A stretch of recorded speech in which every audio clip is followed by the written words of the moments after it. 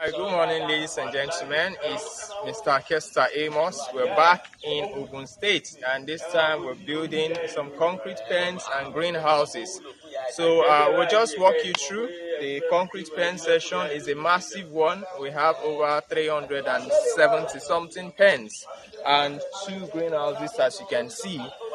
With time, we're going to multiply the greenhouses. So along that line, we'll be having several greenhouses. But for now, we're starting with 2. So as things progress, we're going to increase. So we're just going to take you into the concrete pen building and show you exactly what we've been doing so far here.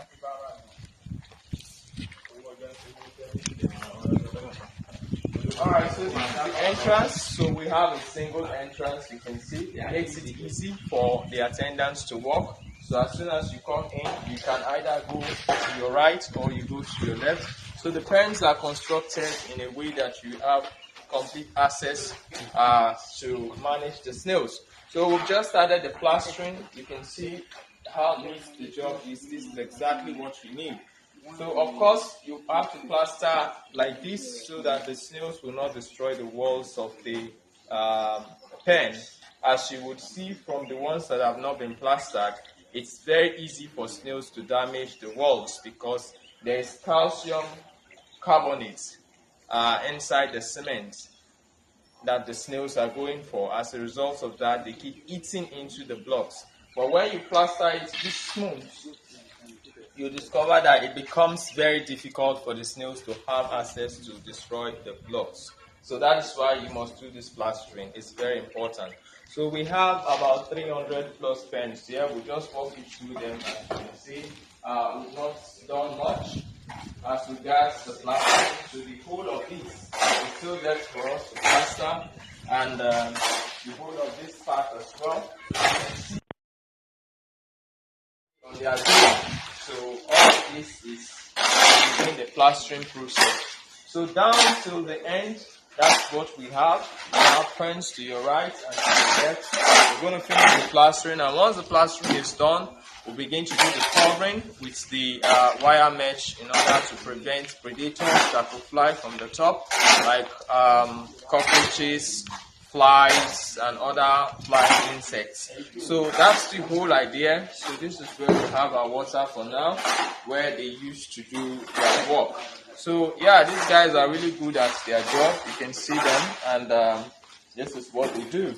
So we just have to cover the top, and that will be it. And the next phase will be to introduce the loamy soil, and then we'll begin to stock the pens. So we'll just take you back to the greenhouses, and we'll call it a day.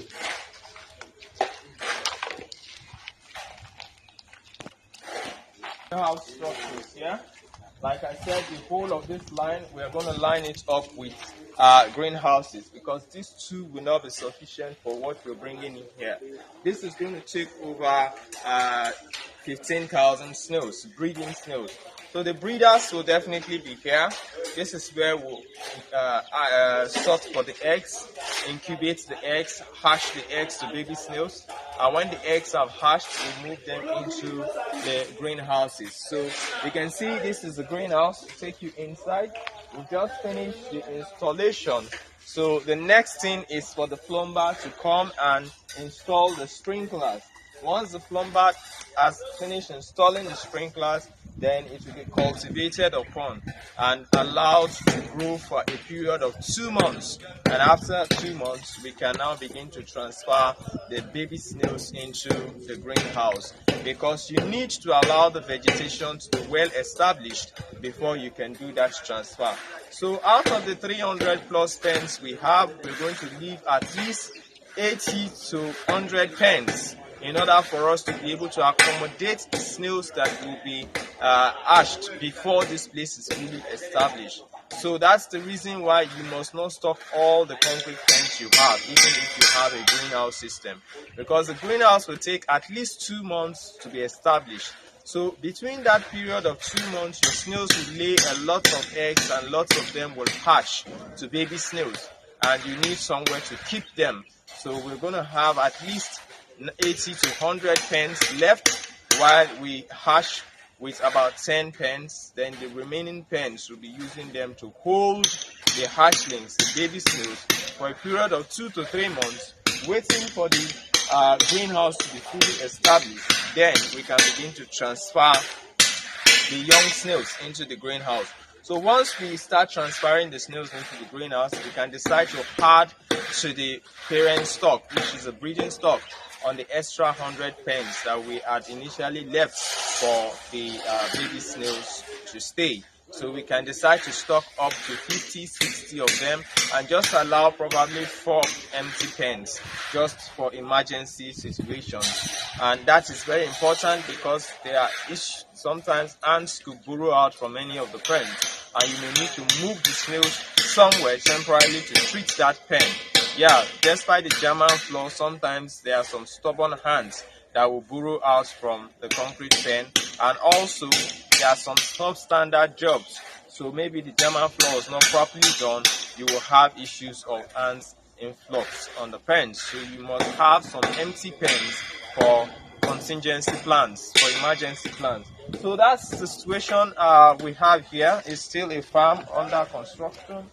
We're looking at stocking in the next probably a month's time from now, because this is a lot of work, as you can see, for them to finish plastering this place. But the good part of it is we have done the roofing, so even when it is raining, it can begin to plaster. So that is one of the good things. So when building such type of project in a rainy season, the first thing you must do is, after doing your perimeter block work, you must roof the structure before other block work will take place. So when it rains, it doesn't affect or slow the work. So yeah, that's what we have to show you. So this is the passage between the 2 greenhouses, and of course it's well spaced, so one can easily have access to it. And you can decide to plant some tree crops here to provide additional shade for the snails.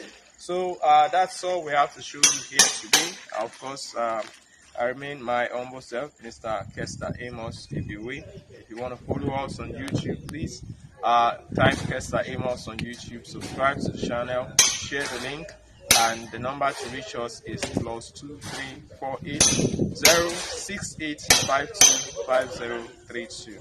God bless you, and bye-bye.